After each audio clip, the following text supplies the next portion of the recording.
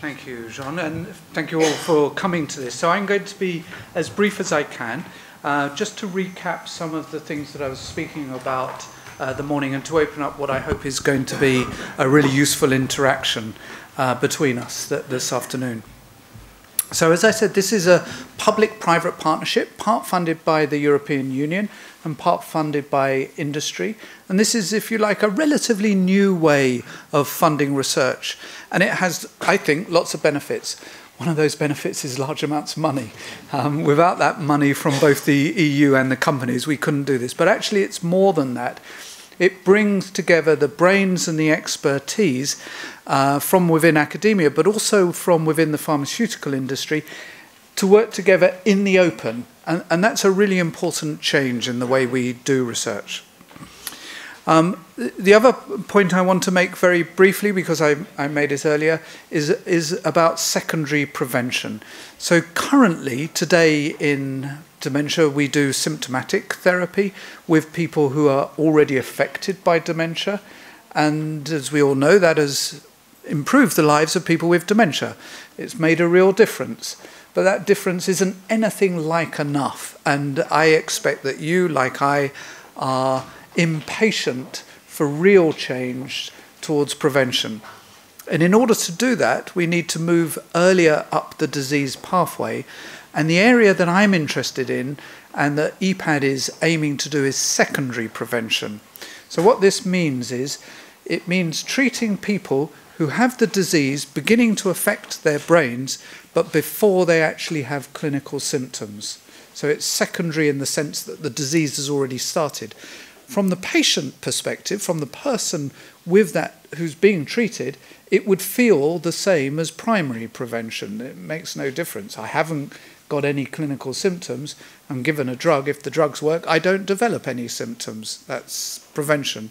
But it's secondary to distinguish it from primary, which is typically done to prevent the risk factors from causing the disease, and would, I expect, in this condition be done many, many decades before secondary prevention. So EPAD brings together a huge number of people, scientists, academics of all sorts, people from industry, but also, most importantly, people with dementia and people who are likely to get dementia. And Alzheimer Europe is an absolutely critical component of the design of this whole process. It isn't an adjunct or an add-on in any sense. So I'm not going to go through the full detail. I'm going to show you what, for me, is an extraordinarily exciting but also scary slide. That's this one. It's exciting because it shows how it's bringing lots of people together. It's scary because once you bring all these different organisations together, it is incredibly complicated. And I spend most of my life these days on telephone conferences. And it's going to remain thus for the next at least 5 years or so. So, what are we trying to do? We're trying to develop a platform to test treatments for secondary prevention, meaning after the disease has already started. What we want to do is to delay the onset of symptoms in people who have preclinical evidence of Alzheimer's disease pathology.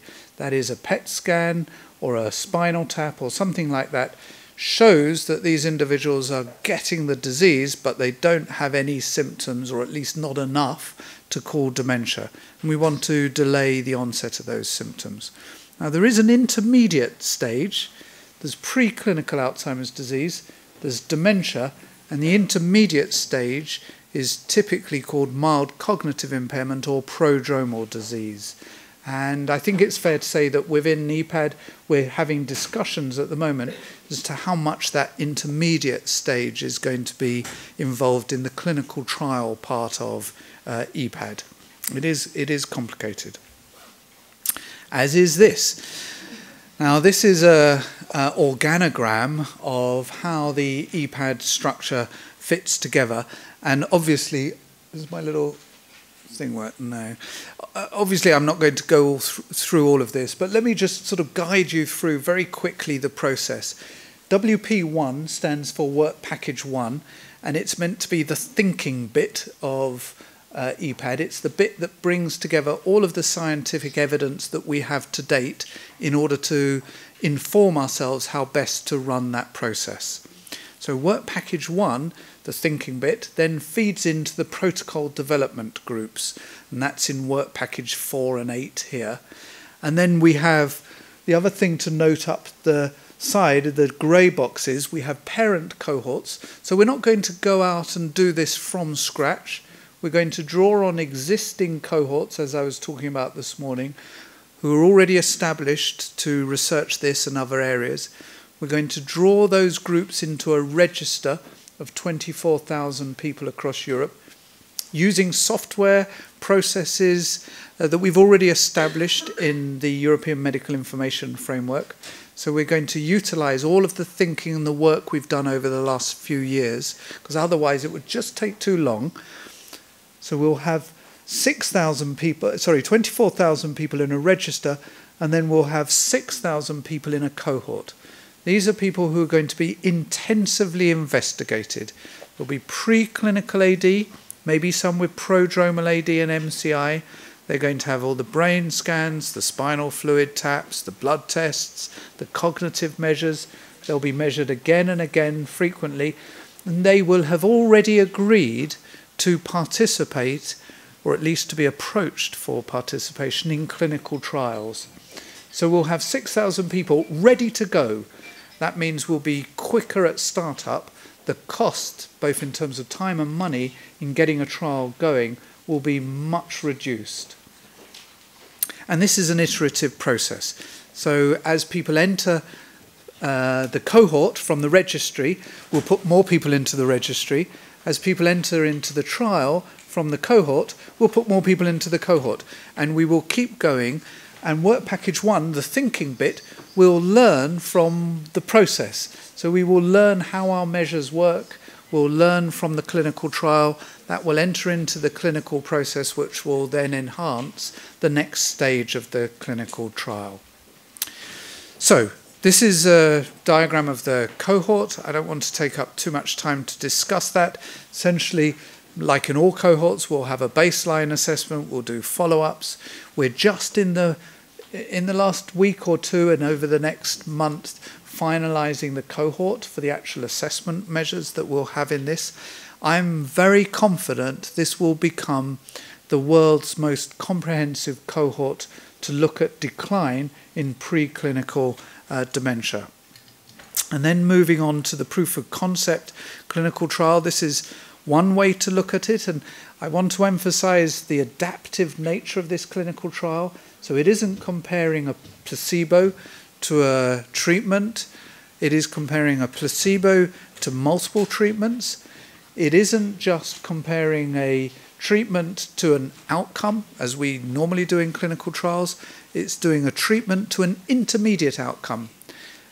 A look-see, is this drug looking as if it works? And then we will adapt on that process. So it's people have caricatured these kind of trials as trying to pick the winner. It's good for patients, because if you enter this clinical trial, you're much more likely to have treatment rather than placebo, and that's got to be good.